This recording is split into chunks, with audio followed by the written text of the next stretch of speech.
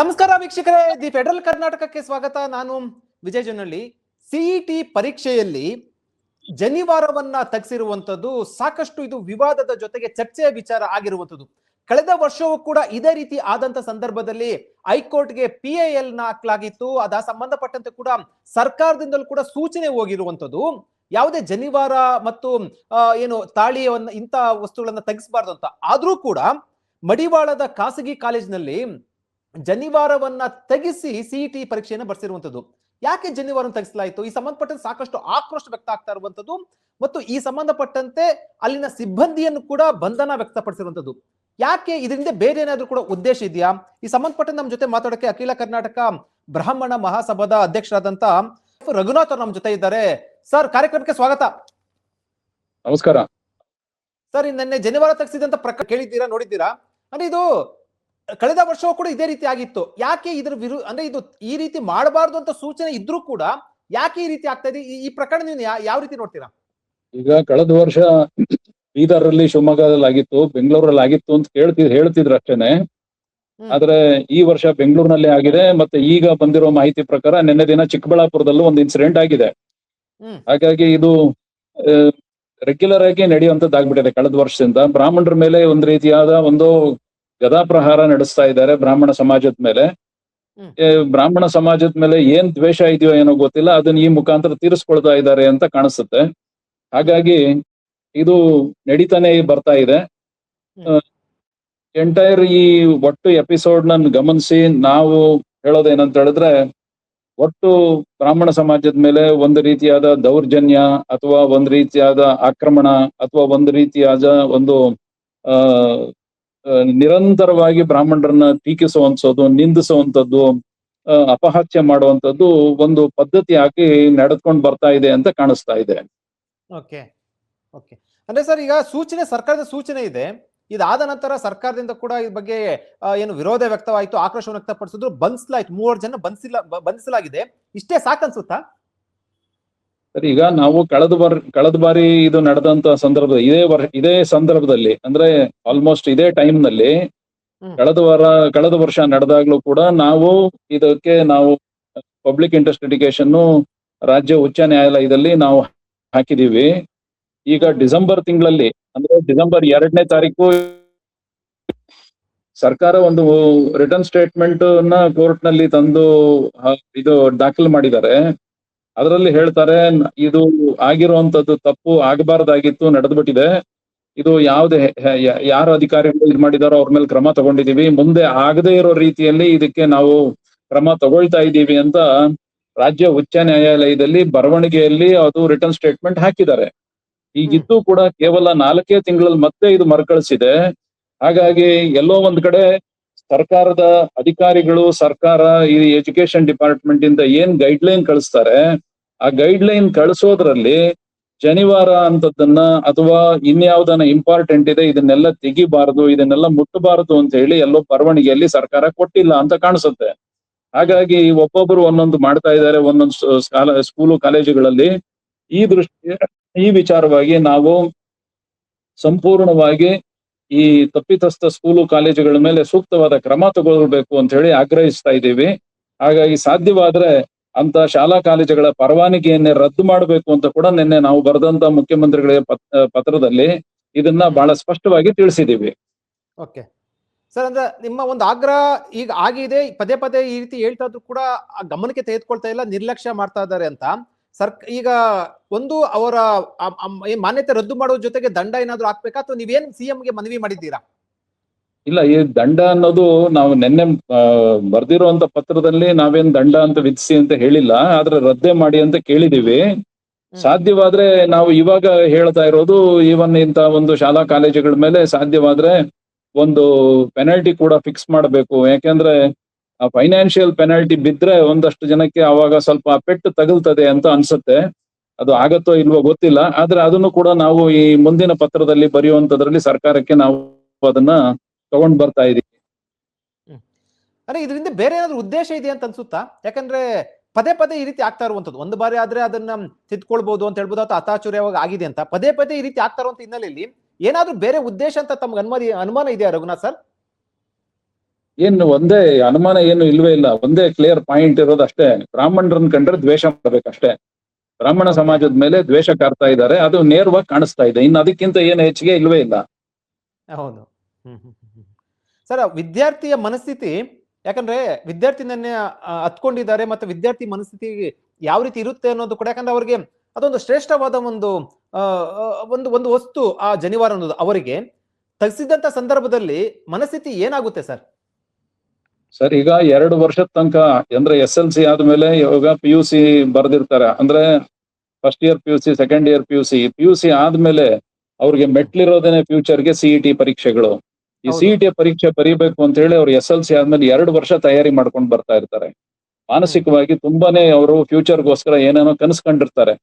ಅಂತ ಪರೀಕ್ಷೆ ಬರೆಯುವಂತ ಸಂದರ್ಭದಲ್ಲಿ ಇಂಥದ್ದನ್ನೆಲ್ಲ ತಂದು ಅವರ ಒಟ್ಟು ಕಾನ್ಸಂಟ್ರೇಷನ್ ನ ಹಾಳು ಮಾಡಿದ್ರೆ ಆ ಹುಡುಗರ ಭವಿಷ್ಯನೇ ಹಾಳಾಗತ್ತೆ. ಅಂತ ಒಂದು ಕೆಲಸಕ್ಕೆ ಕೈ ಹಾಕಿದ್ದಾರೆ.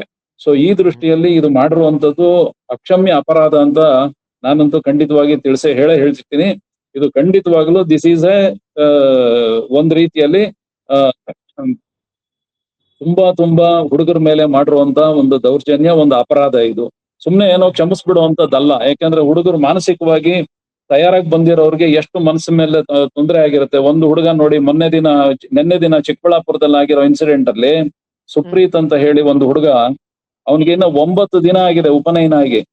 ಕೇವಲ 9 ದಿನ ಆಗಿದೆ ಅವ್ರ ಮನೆಯಲ್ಲಿ ಉಪನಯನ ಮಾಡಿ, ಕಷ್ಟಪಟ್ಟು ದುಡ್ಡುಗಳು ಖರ್ಚು ಮಾಡಿ, ಅವ್ರ ಸಾಲ ಸೋಲ ಮಾಡಿ, ಮಗನಿಗೋಸ್ಕರ ಒಂದು ಒಳ್ಳೇದಾಗ್ಬೇಕು ಅಂತ ಮನೆಯಲ್ಲಿ ಒಂದು ಸಂತಸ ಸಂಭ್ರಮದಿಂದ ಒಂದು ಉಪನಯನ ಮಾಡಿ 9 ದಿನದಲ್ಲಿ ಆ ಹುಡುಗ ಪರೀಕ್ಷೆಗೆ ಬರ್ಬೇಕಾದ್ರೆ, ಆ ಪರೀಕ್ಷೆಗೆ ಬಂದಂತ ಸಂದರ್ಭದಲ್ಲಿ ಆ ಹುಡುಗನ ಜನಿವಾರ ಮತ್ತೆ ಅದಕ್ಕೆ ಇರುವಂತ ಕೃಷ್ಣಾಜಿನ ಇದೆಲ್ಲವನ್ನು ಕಿತ್ತು ಬಿಸಾಕಿದ್ದಾರೆ, ಕಟ್ ಮಾಡಿ ಹಾಕಿದ್ದಾರೆ. ಆ ಹುಡುಗ ಬಹಳ ತೊಂದರೆಯಲ್ಲಿ ಒಂದು ನಿನ್ನೆ ದಿನ ಪರೀಕ್ಷೆಯಲ್ಲಿ ಬರ್ದಿದ್ದಾನೆ. ನಾಳೆ ಏನಾದ್ರೂ ಆ ಹುಡುಗನಿಗೆ ಮಾರ್ಕ್ಸ್ ಕಡಿಮೆ ಬಂದ್ರೆ ಅದಕ್ಕೆ ಯಾರು ಹೊಣೆ? ಹಾಗಾಗಿ ನಾವು ಕೂಡ ಈ ಸಂದರ್ಭದಲ್ಲಿ ಡಿಮ್ಯಾಂಡ್ ಮಾಡ್ತಾ ಇರೋದೇನಂದ್ರೆ, ಈ ಹುಡುಗಗಳಿಗೆ ಏನಾದ್ರೂ ಹೆಚ್ಚು ಕಡಿಮೆ ಮಾರ್ಕ್ಸ್ ಕಡಿಮೆ ಆದ್ರೆ ಅವ್ರಿಗೆ 2ನೇ ಅವಕಾಶ ಕೊಡಬೇಕು ಪರೀಕ್ಷೆ ಬರೀಲಿಕ್ಕೆ. ಇಲ್ಲ ಅಂತ ಹೇಳಿದ್ರೆ ಅವ್ರಿಗೆ ಗ್ರೇಸ್ ಮಾರ್ಕ್ ಅಂತ ಹೇಳಿ ಎಲ್ರಿಗಿಂತ ಒಂದು ಹೆಚ್ಚು ಮಾರ್ಕ್ ಅನ್ನ ಕೊಡುವಂತದ್ದು ಕೂಡ ಮಾಡ್ಬೇಕು ಸರ್ಕಾರ ಅಂತ ಒತ್ತಾಯ ಮಾಡ್ತಾ ಇದೀವಿ. ಒಂದ್ ವೇಳೆದಾಗಿಲ್ಲ ಅಂದ್ರೆ ನಿಮ್ಗೆ ಆ ಅವ್ರಿಗೆ ಬೇಕಾದಂತ ವಿದ್ಯಾಭ್ಯಾಸ ಸರ್ಕಾರನ ವಹಿಸ್ಕೊಳ್ಬೇಕು ಅಂತ ಏನಾದ್ರು ಆಗ್ರಹ ವ್ಯಕ್ತಪಡಿಸ್ತಾರೆ? ಯಾಕಂದ್ರೆ ಅದು ಅವರ ಜವಾಬ್ದಾರಿ ಆಗಿರುವಂತದ್ದು. ಸರ್ಕಾರದನೇ ನೇರ ಹೊಣೆ ಆಗ್ತದೆ ಇದಕ್ಕೆ. ಅಂದ್ರೆ ಎಜುಕೇಶನ್ ಬೋರ್ಡ್ ಏನಿದೆಯಲ್ಲ, ಅವ್ರ ನೇರ ಹೊಣೆ ಆಗ್ತಾರೆ ಇದಕ್ಕೆ.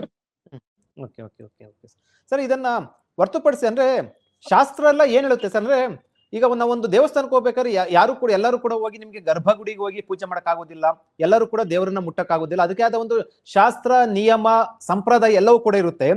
ಸೊ ಈ ರೀತಿ ಜನಿವಾರವನ್ನ ಬಲವಂತವಾಗಿ, ಯಾಕಂದ್ರೆ ಅದನ್ನು ಒಪ್ಪೋದಿಲ್ಲ, ಬಲವಂತವಾಗಿ ತೆಗೆದ್ರೆ ಏನನ್ಸುತ್ತೆ ಸರ್ ಶಾಸ್ತ್ರ, ನಿಮ್ಮ ಒಂದು ನಿಮ್ ಶಾಸ್ತ್ರದಲ್ಲಿ? ಶಾಸ್ತ್ರ ಅನ್ನೋದೇನಿಲ್ಲ ನೋಡಿ. ನಿನ್ನೆ ದಿನ ಒಂದು ಹುಡುಗ ಕಣ್ಣೀರ್ ಹಾಕೊಂಡಿದ್ದಾನೆ. ಈ ಜನಿವಾರನ ಹಾಕೋದೆ ಅಂದ್ರೆ ಉಪನಯನ ಅಂತ ಮಾಡಿ ಇದನ್ನೆಲ್ಲ ಜನಿವಾರ ಹಾಕೋದಕ್ಕೆ ಬೇರೆ ಒಂದು ಪಾವಿತ್ರತೆ ಇದೆ ಇದಕ್ಕೆ. ಅದನ್ನ ಹೆಂಗಂದ್ರಂಗ್ ತೆಗೆದು ಬಿಡಕ್ ಆಗೋದಿಲ್ಲ. ಅದು ಮಾನಸಿಕವಾಗಿ ಬಹಳ ಪರಿಣಾಮ ಆಗತ್ತೆ. ಆ ಹುಡುಗನಿಗೆ ಯಾರೋ ಒಂದು ಹುಡುಗ ನಮ್ಮ ಸ್ನೇಹಿತರುಗಳಾದಂತ ನಮ್ಮ ಜಿಲ್ಲಾ ಪ್ರತಿನಿಧಿಗಳು ರಾಜಶೇಖರ್ ಅವರು, ದಿಲೀಪ್ ಅವರು ಮತ್ತೆ ಶ್ರೀನಿವಾಸ ರಾಗನ್ ಅವರು ನಿನ್ನೆ ದಿನ ಬಹಳ ಶ್ರಮ ಪಟ್ಟಿದ್ದಾರೆ. ಯಾಕೆಂದ್ರೆ ಮಡಿವಾಳ ಪೊಲೀಸ್ ಸ್ಟೇಷನ್ ಹತ್ರ ತಂದೆ ತಾಯಿಗಳಿಗೆ ಸಪೋರ್ಟ್ ಆಗಿ ನಿಂತಿದ್ದಾರೆ. ಅಲ್ಲಿಂದ ಹುಡುಗರನ್ನ ಮತ್ತೆ ತಂದೆ ತಾಯಿಯವ್ರನ್ನ ಕರ್ಕೊಂಡು ಅವರು ನಿನ್ನೆ ದಿನ ಪೊಲೀಸ್ ಕಮಿಷನರ್ ಆಫೀಸ್ ಹತ್ರ ಹೋಗಿದ್ದಾರೆ. ಅಲ್ಲಿ ಹೇಳುವಂತ ಸಂದರ್ಭದಲ್ಲಿ ಆ ಒಂದು ಹುಡುಗ ಹೇಳ್ಕೊಂಡಿರೋದೇನಂದ್ರೆ, ಆ ಜನಿವಾರ ತೆಗೆದ್ರೆ ಎಲ್ಲೋ ನಮ್ ತಂದೆ ತೀರ್ಕೊಂಡಿದ್ದಾರೆ, ಅದಕ್ಕೋಸ್ಕರ ತೆಗಿತಾರೆ ಅಂತ ಪಾಪ ಏನೋ ಒಂದು ಕಲ್ಪನೆ ಬಂದಿದೆ ಆ ಹುಡುಗನಿಗೆ. ಸೊ ಆ ರೀತಿಯಾಗಿ ಮಾನಸಿಕವಾಗಿ ಬಹಳಷ್ಟು ನೋವು ಕೊಡುವಂತ ಸಂದರ್ಭಗಳನ್ನೆಲ್ಲ ತಂದಿದ್ದಾರೆ. ಇದಕ್ಕೆಲ್ಲ ನೇರ ಹೊಣೆ ಇದು ಈ ಎಕ್ಸಾಮಿನೇಷನ್ ಬೋರ್ಡ್ ಅವರು ಸರಿಯಾದ ಕ್ರಮ ತಗೊಳ್ದೇ ಇರೋದ್ರಿಂದ ಸರ್ಕಾರ ನೇರವಾಗಿ ಹೊಣೆಗೆ ತಗೊಳ್ಬೇಕಾಗತ್ತೆ ಇದರಲ್ಲಿ ಅಂತ ಹೇಳಕ್ ಇಷ್ಟಪಡ್ತೀನಿ. ನಿಜವಾಗ್ಲೂ ಕೂಡ, ಯಾಕಂದ್ರೆ ಆ ಮಗುಗೆ ಮತ್ತೆ ಆ ವಿದ್ಯಾರ್ಥಿಗೆ ಆ ರೀತಿ ಮಾನಸಿಕವಾಗಿ ಒತ್ತಡ ಮತ್ತು ಮಾನಸಿಕವಾಗಿ ಈ ರೀತಿ ಒಂದ್ ರೀತಿಯಲ್ಲಿ ಹಿಂಸೆ ಆದ್ರೆ ಅವ್ರ CET ಎಕ್ಸಾಮ್ ಬರೆಯೋದಕ್ಕೂ ಕೂಡ ಅವ್ರಿಗೆ ಮನ್ಸಿರೋದಿಲ್ಲ, ಬಹಳ ಎಫೆಕ್ಟ್ ಆಗುತ್ತೆ. ಖಂಡಿತವಾಗ್ಲು. Okay sir. ಸರಿ, ಇದನ್ನ ಕಾನೂನು ಹೋರಾಟ ಮುಂದುವರಿಸ್ತೀವಿ ಸರ್. ನಾವು ಸರ್ಕಾರದ ಜೊತೆ ಕೂಡ ನಾವು ಇದೆಲ್ಲ ಒಂದು ಪತ್ರ ವ್ಯವಹಾರಗಳು ಮತ್ತೆ ಸರ್ಕಾರದ ಹಿರಿಯ ಇವ್ರ ಜೊತೆ ಭೇಟಿ ಮಾಡೋದು, ಸಾಧ್ಯವಾದ್ರೆ ಮುಖ್ಯಮಂತ್ರಿಗಳ ಭೇಟಿ ಮಾಡೋದು, ಇದೆಲ್ಲವನ್ನು ಮಾಡ್ತೀವಿ. ಇದರ ಜೊತೆಯಲ್ಲಿ ನಾವು ಕಾನೂನು ಹೋರಾಟವನ್ನು ಕೂಡ ಮುಂದುವರಿಸ್ತೀವಿ ಅಂತ ಹೇಳಿಕ್ಕೆ ಇಷ್ಟಪಡ್ತೀನಿ ಸರ್. ಅಂದ್ರೆ ಕಳೆದ ಬಾರಿ ಕೂಡ ಈ ರೀತಿ ಆದಂತ ಸಂದರ್ಭದಲ್ಲಿ ತಾವು ಸಾರ್ವಜನಿಕ ಹಿತಾಸಕ್ತಿ ಅರ್ಜಿಯನ್ನು ಸಲ್ಲಿಸಲಾಗಿತ್ತು. ಆ ಸಂದರ್ಭದಲ್ಲಿ ಕೂಡ ಏನು ವಿಚಾರಣೆ ನಡೆಯಿತು. ಆ ಸಂದರ್ಭದಲ್ಲಿ ಏನ್ ಹೇಳಿ ಸರ್ ಕೋರ್ಟ್ ವಿಚಾರಣೆ ಸಂದರ್ಭದಲ್ಲಿ? ಅಲ್ಲ ಅದ್ರ ರಿಟರ್ನ್ ಸ್ಟೇಟ್ಮೆಂಟ್ ತಂದು ಸರ್ಕಾರದವರೇ ಒಪ್ಸಿದ್ದಾರೆ ಕೋರ್ಟ್ ನ್ಯಾಯಾಲಯದಲ್ಲಿ. ಹ್ಮ್. ಈ ತರ ತಪ್ಪಾಗಿರೋದು ಮುಂದೆ ಮರುಕಳಿಸೋದಿಲ್ಲ ಅಂತ ಬರವಣಿಗೆಯಲ್ಲಿ ಕೊಟ್ಟಿದ್ದಾರೆ. ಹ್ಮ್ ಹ್ಮ್ ಹೀಗಾಗಿ ಈಗ ಈ ಇವತ್ ನಡೆದಿರೋದನ್ನು ತಗೊಂಡು ಕೂಡ ನಾವು ಸರ್ಕಾರದ ರಾಜ್ಯ ಉಚ್ಚ ನ್ಯಾಯಾಲಯದ ಗಮನಕ್ಕೆ ತರ್ತೀವಿ. ಮುಂದಕ್ಕೆ ಅದೇನಾಗತ್ತೆ ನೋಡ್ಬೇಕು. ಓಕೆ, ಅಂದ್ರೆ ನೀವು ಕಾನೂನು ಹೋರಾಟ ಅಥವಾ ಈ ಬಗ್ಗೆ ನ್ಯಾಯಾಲಯದಲ್ಲಿ ಈ ಪ್ರಕರಣವನ್ನ ಪ್ರಶ್ನೆ ಮಾಡ್ತೀರಾ? ಕಾನೂನು ಹೋರಾಟ ಮುಂದುವರಿಸ್ತೀವಿ.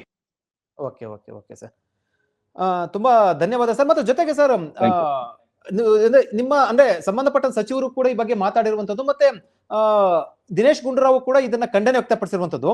ಈ ಮೂಲಕ ಸಚಿವರಿಗೆ ಏನ್ ಹೇಳಕ್ ಬಯಸ್ತೀರಾ ಸರ್? ಯಾಕಂದ್ರೆ ಸರ್ ನಿಮ್ಮ ಸಮುದಾಯದಿಂದ ಒಬ್ಬರೇ ಸಚಿವರು ಇರುವಂತದ್ದು. ಅವರು ಖಂಡನೆ ವ್ಯಕ್ತಪಡಿಸಿರೋದು ಬಹಳ ಸಂತೋಷ. ಯಾಕಂದ್ರೆ ನಮ್ಮ ಪರವಾಗಿ, ನಮ್ಮ ಸಮುದಾಯದ ಪರವಾಗಿ ಅವರು ಕೂಡ ಧ್ವನಿ ತೆಗಿತಾ ಇದ್ದಾರೆ. ಅದು ಹಿಂದೆನೂ ಮಾಡಿದ್ದಾರೆ, ಈಗಲೂ ಮಾಡ್ತಾ ಇದ್ದಾರೆ ಅವರು. ನಾವು ಅವರಿಗೆ ಅಭಿನಂದನೆಗಳು ತಿಳಿಸ್ಲಿಕ್ಕೆ ಇಷ್ಟಪಡ್ತೀವಿ. ಮತ್ತೆ ನಿನ್ನೆ ಕೂಡ ಸರ್ಕಾರ ಕೂಡ ಕ್ರಮ ತಗೊಂಡಿದೆ ಅನ್ನೋದು ಕೂಡ ಕೇಳ್ಪಟ್ಟಿದೀವಿ. ಆ ವಿಚಾರದಲ್ಲಿ ಸರ್ಕಾರಕ್ಕೆ ನಾವು ಧನ್ಯವಾದಗಳನ್ನು ತಿಳಿಸ್ತೀವಿ. ಆದರೆ ಈ ಇನ್ಸಿಡೆಂಟ್ ಪದೇ ಪದೇ ನಡೀತಾ ಇರೋ ರೀತಿಯಲ್ಲಿ ಇದಕ್ಕೆ ಸೂಕ್ತ ಕ್ರಮಗಳು ತಗೋಬೇಕು ಅಂತ ಆಗ್ರಹ ಕೂಡ ಮಾಡ್ತಾ ಇದ್ದೀವಿ. ಅಂದ್ರೆ ಒಂದು ಕ್ರಮ ಕೈಗೊಂಡ ಮಾತ್ರ ಸಾಲದು. ಅಂದ್ರೆ ಮೂವರನ್ನ ಅರೆಸ್ಟ್ ಮಾಡಿದ್ರೆ ಕ್ರಮ, ಅದನ್ನ ಮೀರಿ ಬೇರೆ ಏನಾದ್ರು ತೆಗೆದುಕೊಳ್ಬೇಕು ಕ್ರಮ ಅಂತ ಅನ್ಸುತ್ತೆ. ಯಾಕಂದ್ರೆ ಪದೇ ಪದೇ ಆಗ್ತಾ ಇರುವಂತ ಹಿನ್ನೆಲೆಯಲ್ಲಿ ಅದಕ್ಕೆ ನಾವು ಬ್ರಾಹ್ಮಣರ ಒಕ್ಕೂಟ ಅದಕ್ಕೆ ನಾವು ಇನ್ನೂ ಪೂರ್ತಿ ನಾವೆಲ್ಲ ಕೂತು, ಇನ್ನು ನಮ್ಮಲ್ಲಿ ಅನೇಕ ಹಿರಿಯರೆಲ್ಲ ಇದ್ದಾರೆ, ಅವ್ರ ಜೊತೆ ಕೂತು ಮತ್ತೆ ನಮ್ಮ ಈ ವಿಚಾರದಲ್ಲಿ ಎಜುಕೇಶನ್ ಕಮಿಟಿ ಅವ್ರ ಜೊತೆ ನಾವು ಚರ್ಚೆ ಮಾಡೋದಿದ್ದೀವಿ. ಮತ್ತೆ ಲೀಗಲ್ ಕಮಿಟಿ ಅವ್ರ ಜೊತೆ ನಾವು ಚರ್ಚೆ ಮಾಡಿ ಆಮೇಲೆ ಇದ್ರ ಬಗ್ಗೆ ಒಂದು ನಿರ್ಧಾರ ತಗೊಂಡು ಸರ್ಕಾರದ ಗಮನ ಸೆಳೀತೀವಿ. ಅಟ್ ದ ಸೇಮ್ ಟೈಮ್ ಕಾನೂನು ಹೋರಾಟ ಮುಂದುವರಿಸ್ತೀವಿ. ಓಕೆ, ತುಂಬಾ ಧನ್ಯವಾದ ರಘುನಾಥ್ ಸರ್, ಫೆಡರಲ್ ಕರ್ನಾಟಕ ಜೊತೆ ಮಾತಾಡಿದಕ್ಕೆ ತುಂಬಾ ಧನ್ಯವಾದ sir. Thank you sir, thank you. ವೀಕ್ಷಕರು, ಇದು ಅಖಿಲ ಕರ್ನಾಟಕ ಬ್ರಾಹ್ಮಣ ಮಹಾಸಭಾದ ಅಧ್ಯಕ್ಷರ ಮಾತು, ರಘುನಾಥ್ ಅವರ ಮಾತು. ಅವರು ಬಹಳ ಸ್ಪಷ್ಟವಾಗಿ ಹೇಳಿದ್ರು, ಜನಿವಾರ ತೆಗೆದಿರುವಂತ ಪ್ರಕರಣ ಇದೆ ಅಲ್ವಾ, CET ಪರೀಕ್ಷೆ ಬರೆಯುವಂತ ಸಂದರ್ಭದಲ್ಲಿ ಇದು ಪದೇ ಪದೇ ಆಗ್ತಾ ಇರುವಂತದ್ದು ಮತ್ತು ಇದನ್ನ ಸಹಿಸೋದಕ್ಕೆ ಸಾಧ್ಯ ಇಲ್ಲ. ಇದರ ವಿರುದ್ಧ ಕೇವಲ ಅವರನ್ನ ಅರೆಸ್ಟ್ ಮಾಡದೆ ಅವರ ವಿರುದ್ಧ ಕ್ರಮ ಅಂತಲ್ಲ, ಆ ಸಂಬಂಧಪಟ್ಟಂತೆ ಇನ್ನೂ ಕಠಿಣ ಕ್ರಮ ಆಗ್ಬೇಕು, ಆ ಕಾಲೇಜಿನ ಮಾನ್ಯತೆಯನ್ನ ರದ್ದುಗೊಳಿಸ್ಬೇಕಂತ ಹೇಳಿರುವಂತದ್ದು. ಜೊತೆಗೆ ಕಾನೂನು ಹೋರಾಟವನ್ನು ನಾವು ಮಾಡ್ತೀವಿ ಅಂತ ಎಚ್ಚರಿಕೆಯನ್ನು ಕೊಟ್ಟಿರುವಂತದ್ದು, ಸಂದೇಶವನ್ನ ಕೊಟ್ಟಿರುವಂತದ್ದು.